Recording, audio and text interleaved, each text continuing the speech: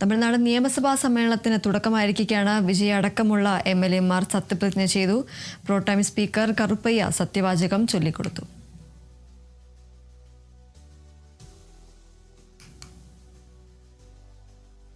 சட்டமன்ற பேரவையின் உறுப்பினராக தேர்ந்தெடுக்கப்பட்ட சி. ஜோசப் விஜய் எனும் நான் சட்ட முறைப்படி நிறுவப்பெற்றுள்ள இந்திய அரசமைப்பு சட்டத்தில் உண்மையான நம்பிக்கையும் பற்றுறுதியும் கொண்டிருப்பேன் என்றும் இந்திய நாட்டின் இறையாண்மையையும் ஒருமைப்பாட்டையும் நிலைநிறுத்துவேன் என்றும் நான் மேற்கொள்ள இருக்கும் கடமையை நேர்மையுடன் நிறைவேற்றுவேன் என்றும் உளமாற உறுதி கூறுகிறேன்.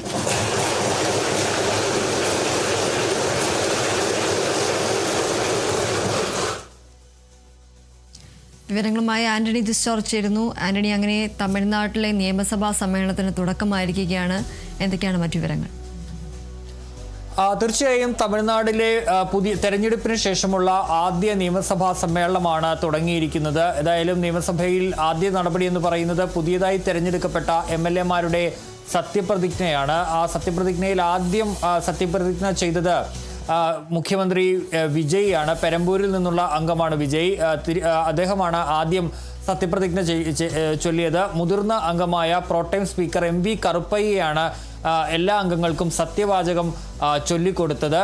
വിജയ്ക്കൊപ്പം തന്നെ പ്രതിപക്ഷ നേതാവായിട്ടുള്ള ഉദയനിധി സ്റ്റാലിൻ, അതുപോലെ തന്നെ AIDMK നേതാവ് എടപ്പാടി പളനിസ്വാമി, അതുപോലെ തന്നെ മുൻ മുഖ്യമന്ത്രിയായിട്ടുള്ള ഇപ്പോൾ DMKയോടൊപ്പമുള്ള O. പനീർസെൽവം അടക്കമുള്ള പ്രമുഖ നേതാക്കളെല്ലാം തന്നെ സത്യപ്രതിജ്ഞ ചെയ്ത് MLA-മാരായി ചുമതല ഏറ്റു എന്നുള്ളതാണ്.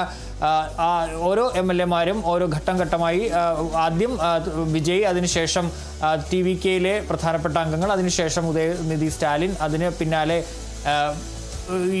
എടപ്പാടി പളനിസ്വാമി, പിന്നീട് O. പനീർസെൽവം, അങ്ങനെ ആണ് പോയത്. ഏതായാലും നിയമസഭാ സമ്മേളനത്തിന് തുടക്കമാകുമ്പോൾ ഇനി ഒരു പുതിയ ചരിത്രം അല്ലെങ്കിൽ ഒരു പുതിയ കാലത്തേക്കാണ് തമിഴ്നാട് കടക്കുന്നത്. ഏതായാലും ഇനി രാഷ്ട്രീയമായിട്ടുള്ള ചർച്ചകളും ഒക്കെ നടക്കാനുള്ള വേദിയാണ്. ഏതായാലും നാളെയാണ് സ്പീക്കർ, ഡെപ്യൂട്ടി സ്പീക്കർ തെരഞ്ഞെടുപ്പ് നടക്കുക.